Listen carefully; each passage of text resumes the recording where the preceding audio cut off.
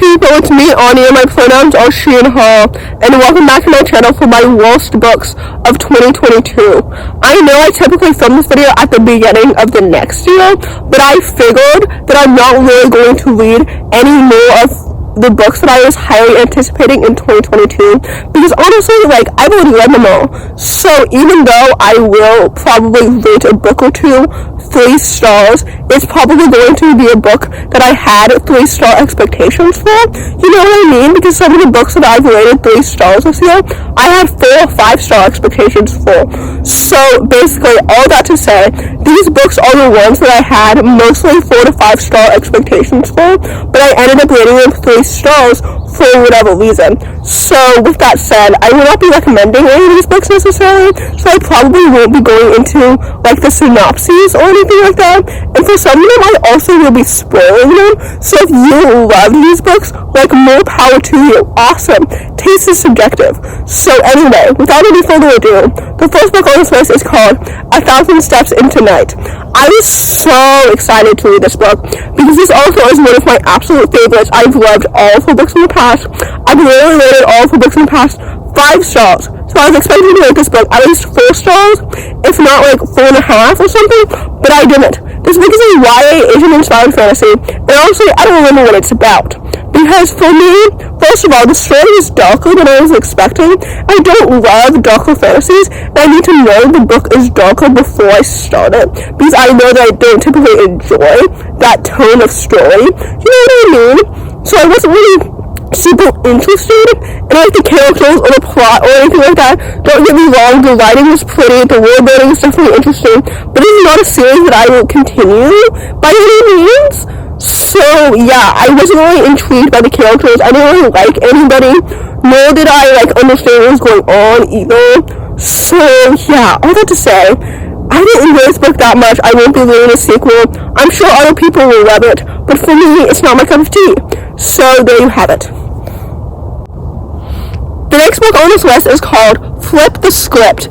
This story is a YA sapphic contemporary, if I'm remembering correctly, and I think the romantic trope in it is rivals to lovers, which I've discovered in the past year is one of my least favorite romantic tropes, because in this story, for example, I didn't understand why they were rivals, and I definitely didn't understand why they were lovers either, because I thought the romance was based on literally no chemistry and no connection at all. So that detracted from my enjoyment of the story, because I was expected to like fall in love in the romance like I did when I read the author's debut, but this book was absolutely like not for me. I didn't get it.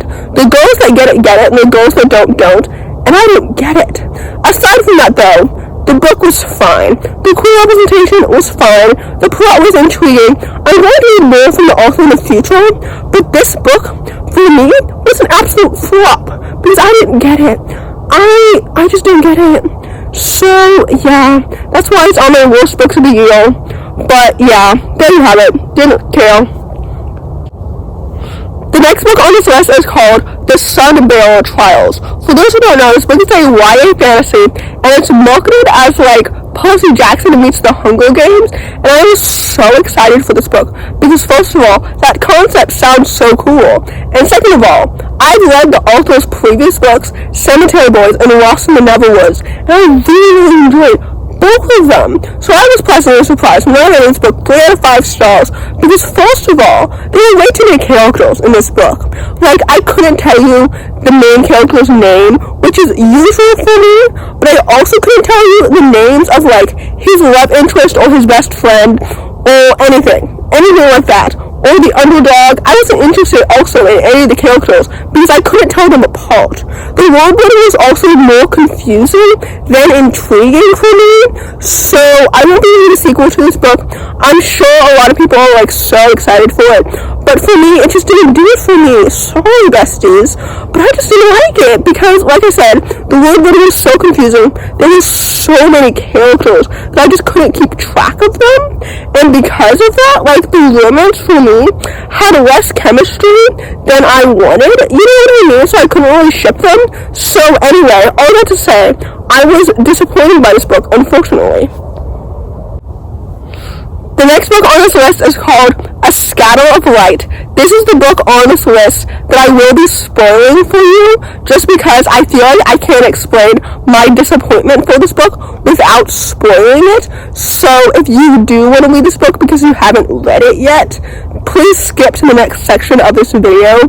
Although, like I mentioned, this video is full of anti-recommendations, so I'm not recommending this book at all, and let me get into why.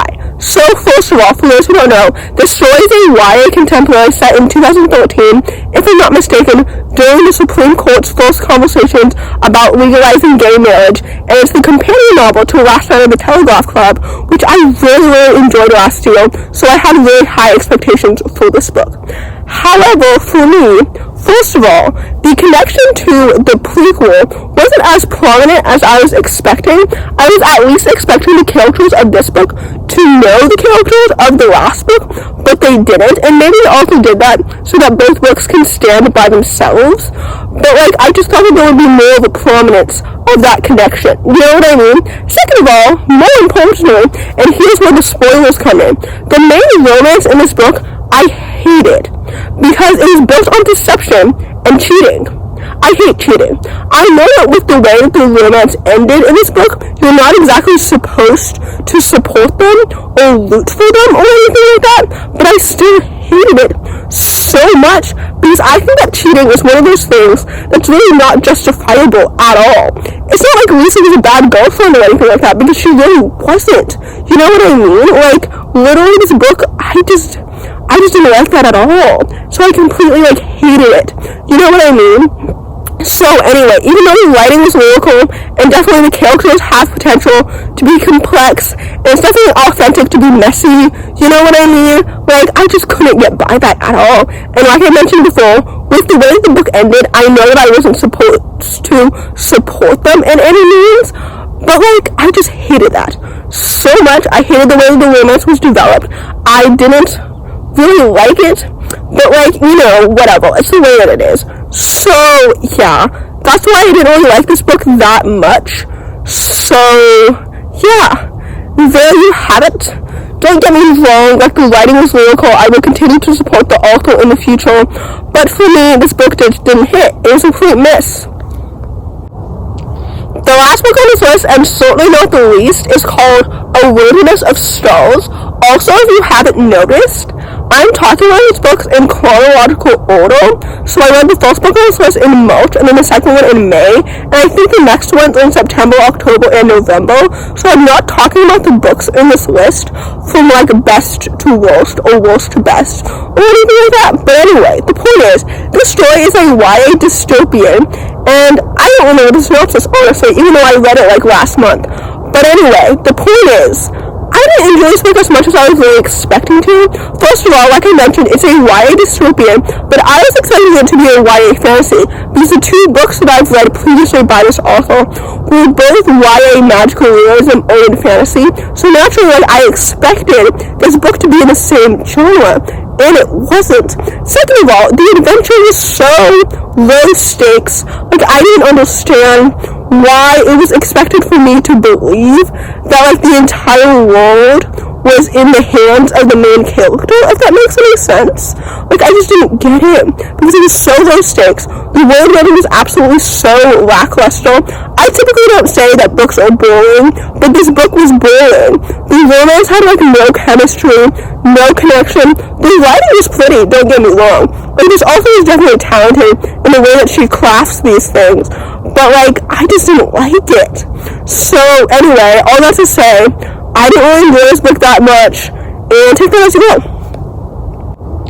So, in conclusion, the fact that there's so few books on this list means that, honestly, I've had a very, really good reading year in 2022, and I'll talk about that in more detail in my 2022 reading wrap-up, which I'm absolutely so excited to film.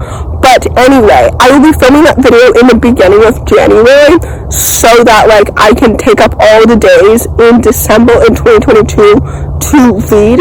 So anyway, all that to say, if you enjoyed this video, I hope that you did, and if you did, please don't hesitate to give it a big thumbs up. Comment down below the koala emoji if you made it all the way to the end of the video. Thanks for watching, and subscribe to my channel if you're new, and I'll see you in the next video.